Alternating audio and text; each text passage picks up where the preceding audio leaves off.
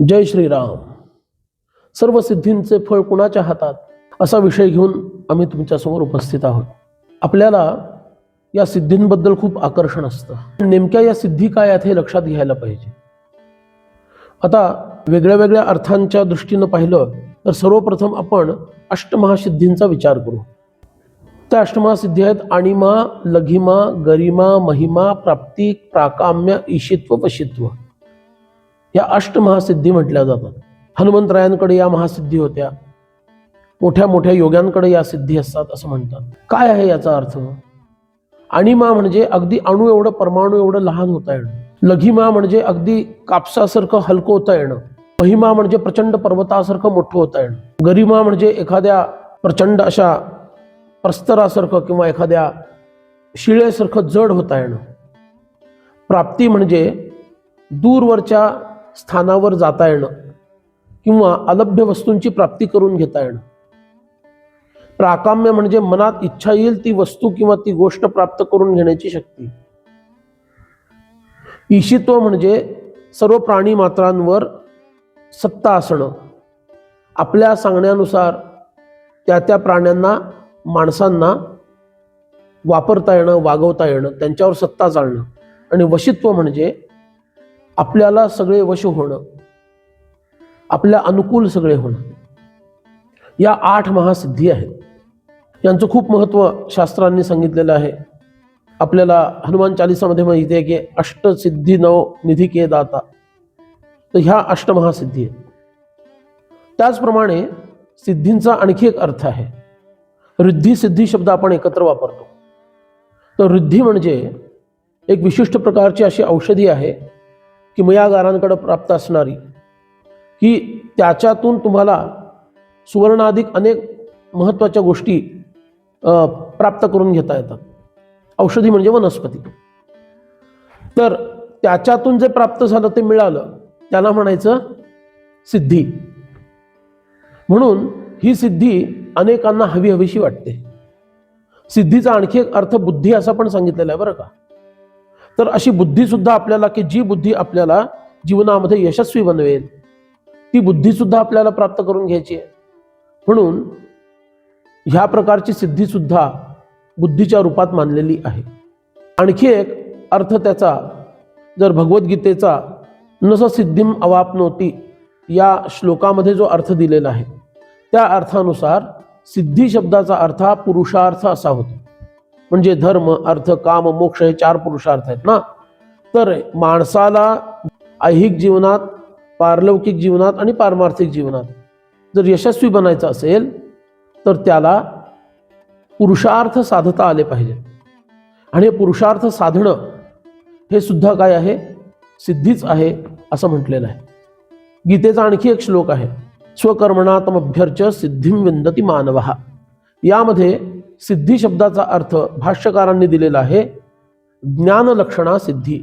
म्हणजे ज्ञान प्राप्त करून घेण्यास पात्र झालेली बुद्धी, याला सुद्धा सिद्धी म्हटलेलं आहे. तर अशा सिद्धींची सुद्धा प्राप्ती आपल्याला कोण करून देतं, ते कुणाच्या हातामध्ये आहे हे समजून घेणं फार महत्त्वाचं आहे. त्यामुळं या सर्व सिद्धींचा विचार करता अशी एक महान देवता आहे की ती देवता आपल्याला ही सिद्धी प्राप्त करून देते.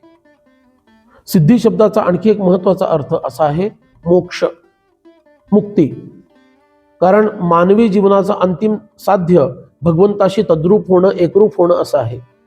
आणि म्हणून त्याला सिद्धी असं म्हटलेलं आहे. तर अशा या नानाविध अर्थांनी युक्त असणाऱ्या सिद्धी कोण बरं प्राप्त करून देतं? कुणाची कृपा झाली म्हणजे या सिद्धी प्राप्त होतात? तर श्रीमद ग्रंथराज दासबोधामध्ये भगवान गणेशांची स्तुती करताना पहिलीच जी ओवी येते ती अशी आहे, ओम नमोजी गणनायका सर्व सिद्धी फलदायका अज्ञान भ्रांती छेदका बोधरूपा.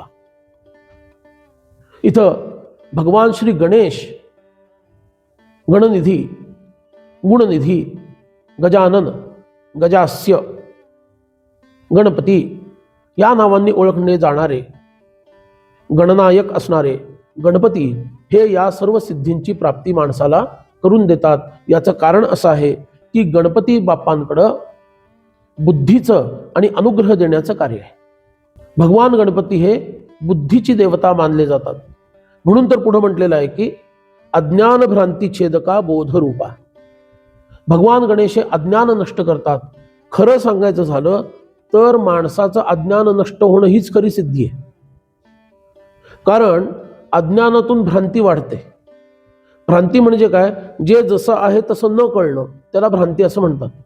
म्हणून एकदा ते अज्ञान दूर केलं की तुमचे सगळे भ्रम दूर होतात. सगळे भ्रम दूर झाले की जे जसं नाही ते नाही हे लक्षात येतं आणि जे जसं आहे ते आहे या अर्थानं लक्षात येतं. आणि मग मनुष्य अचूक निर्णय घेऊन योग्य तो मार्ग पुढं क्रमू शकतो. यालाच मनाच्या श्लोकामध्ये म्हटलं, गमूपंथ अनंत या राघवाचा. भगवंताच्या मार्गावर तो अग्रेसर होतो. म्हणून इथं ओम नमोजी गणनायका असं म्हणून भगवान गणेशांची स्तुती केलेली आहे आणि याला ओंकारयुक्त मंगलाचरण म्हटलेलं आहे. कारण अथ आणि ओम या दोन शब्दांनी कुठल्याही ग्रंथाचा प्रारंभ करायचा असतो. तेव्हा इथं समर्थांनी एका अर्थानं आपल्या ग्रंथाला ओम शब्दानं इथं मंगलाचरण करून सुरुवात केलेली आहे. आणि म्हणून ते गणनायकाला श्री गणपतींना प्रार्थना करतात, कारण ते विघ्नांचं निवारण करणारे आहेत. सिद्धींच्या आड जर काही येत असेल तर ती विघ्न येतात. कारण सिद्धी म्हणजे काय? आपल्याला जे प्राप्त करायचं आहे ती गोष्ट प्राप्त होणं, याला सिद्धी असं म्हणतात. ते काम सिद्ध झालं, पूर्ण झालं, पूर्णत्वाला येणं म्हणजे सिद्धी आहे. आणि हे पूर्णत्वाला जाऊ नये म्हणून जे आड येतं त्याला विघ्न असं म्हणतात. म्हणून भगवान गणपती विघ्न विनाशक आहेत, विघ्नांचा संहार करणारे आहेत, विघ्न नष्ट करणारे आहेत. आणि म्हणूनच ते सर्व सिद्धींचे फळ देण्यास पात्र आहेत. म्हणून अशा गणपती बाप्पाला आपण शरण जावं, त्यांची प्रार्थना करावी असं समर्थन अभिप्रेत आहे. आणि मानवी जीवनाचा विचार करता सर्वश्रेष्ठ सिद्धी म्हणजे मोक्ष, ती सिद्धी सुद्धा गुरूंच्या कृपेनं प्राप्त होते. आणि ही गुरूंची कृपा म्हणजेच अनुग्रह हे गणपती बाप्पाच्या हातात आहे. भगवान गणेश हे अनुग्रहाचे देव आहेत. ब्रह्मा ही उत्पत्तीची देवता, विष्णू ही पालन करणारी देवता, शिव ही लय करणारी देवता, देवी ही आपत्तींना निवारण करणारी देवता आहे. आणि भगवान गणेश हे अनुग्रह देणारी देवता आहे.